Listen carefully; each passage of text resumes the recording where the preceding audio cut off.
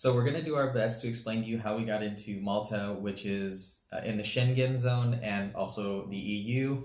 As American passport holders, it is pretty damn near impossible to enter into the Schengen or the EU as a tourist currently, unless you find loopholes or jump through hoops. This is basically the hoops or loophole that we found. So we are seasonal workers in the United States, and when we're not working, basically during the winter and particular parts of the summer season, we go to our home in Spain. So we have been unable to return to our home in Spain for 13 months now. Actually, we left in January of 2020. After having spent a couple months at our house, we went to travel Eastern Europe, and literally as soon as we left, the entire world shut down, and there was one flight to get back to Spain, and we missed it. So we were actually stuck in Ukraine for 2.5 months. So that was pretty crappy. But we're unable to stay in the United States where we work seasonally because of the weather, the particular situation in which where we live. The weather does not permit us to stay there. It's far too cold. So we opted to leave the country again, as we would go to our house in Spain right now, but again, we cannot go to our house in Spain. And so what we did as travelers, we spent a lot of time and looked to see which countries we could, as American passport holders, travel to, and Turkey was one of them. Yeah, it was really easy to get into at the time, which was back in November of 2020. You didn't need to have a PCR test. You didn't have to quarantine. There was really no regulations. It was kind of just business as usual. Yeah, for sure. Things are very different now. Now it's March of 2021. They have definitely changed the regulations. So we spent 90 days in Turkey, and one of the reasons being was that we were hoping that within that 90-day period, things would change within the EU, within the Schengen Zone, particularly, of course, within Spain. As we all know, things did not change, which was a bummer, of course. So we had to kind of look for somewhere else to go, and we found Malta. Since we only had 90 days to be in Turkey, our 90-day visa did expire, so we did opt to come to Malta. And basically, that's what we're going over, is how we got into Malta. Right. So Malta required you to have a passenger locator form, a health declaration form, and a negative PCR test. And you also, in order to even be considered, you had to come from a country that was on their amber list. So they have several lists. There's a green list, an amber list, and I believe there's a red list. Amber or green list is countries that basically have limited to no restrictions to enter. Amber is countries that are able to enter under certain circumstances, and then I think the red countries are you can't travel directly from those countries to Malta, period. And I think the United States is a red country. I would guess so. I believe that is correct. Right? I mean, it would make sense. Yeah. But Turkey was an amber country. And so as long as you were in an amber country for 14 days, presented the negative PCR, the passenger locator form, and the health declaration form, you could get into Malta. So having been in Turkey, which was on the amber list, as she stated, 14 days prior to our arrival in Malta, when we arrived, we presented so basically when we got off of the shuttle from the airplane, there was a queue, and at the queue they had a screen and a camera that was monitoring body temperature. Which so that was really cool. Yeah, it was actually neat. Like that. Yeah, it's kind of neat. That was their first health screen as you entered, and then there was basically a bunch of volunteer workers from all over the world. Actually, it was kind of interesting speaking with them as we went along. So all those volunteers were basically there collecting the health declaration form, the passenger locator form, and the negative PCR form, which we needed to present, of course, to enter into the country. Some people were actually having their health declaration form or the passenger locator form, whichever I forget, it's irrelevant, but some people were having quarantine written on their very large. So basically what Rachel and I took out of that is some people were entering maybe under certain circumstances that were allowing them to either not have a PCR and or a specific requirement. And so in order to enter into Malta, they were then having to do a 14-day quarantine. Since we had our health declaration form, our negative PCR, and our passenger locator form. Sorry, I've said them so many times I'm getting confused.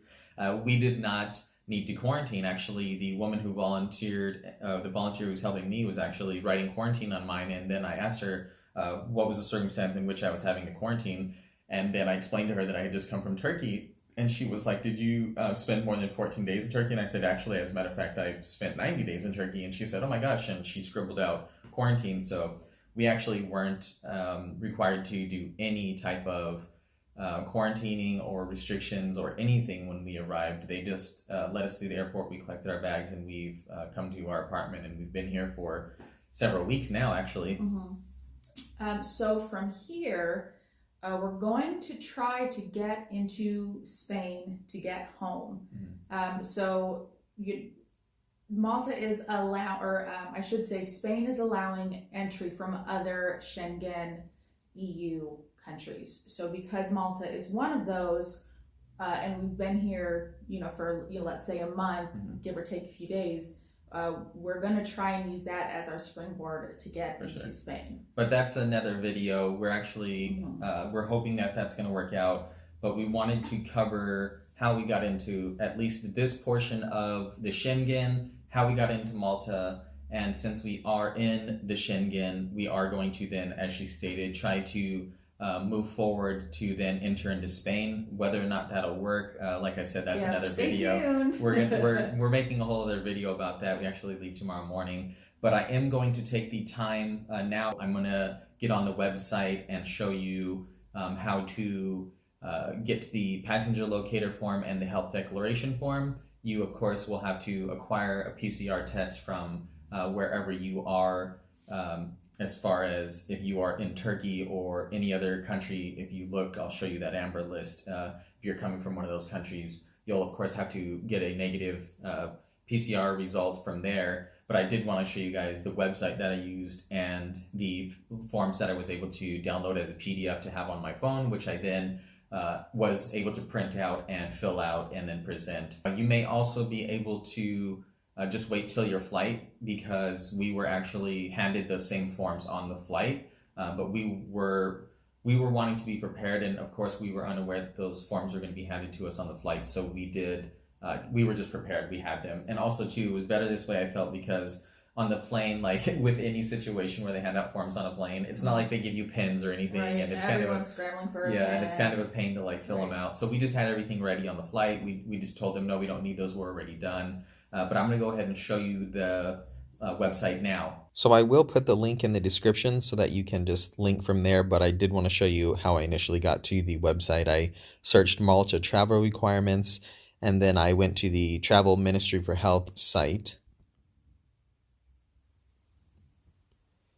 And as I read through here, it basically gave me the information I was looking for, the current list of corridor countries, and then what I was specifically looking for was this amber list here, which basically says having spent 14 days within that country and a negative PCR test 72 hours before you arrive will allow you entry.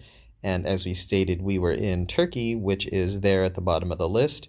So we were able to then follow through with those requirements, having been in Turkey and so on and so forth. But if you keep going down here, you'll see that the public health travel declaration and passenger locator form. So if you click on those, your phone will download the PDF. I had already downloaded the PDF, so I was able to just download it again. And then basically here it goes over the rules and regulations stating that you did come from a particular country, and then this information here that you would then of course fill out. And then there's a few other questions that it does ask you in relation to COVID symptoms and things of that nature. And then the passenger locator form, same thing. Click on that, it'll download a PDF to your phone or your computer, whichever. And then here it basically asks your flight information, contact information, where you're staying, so on and so forth.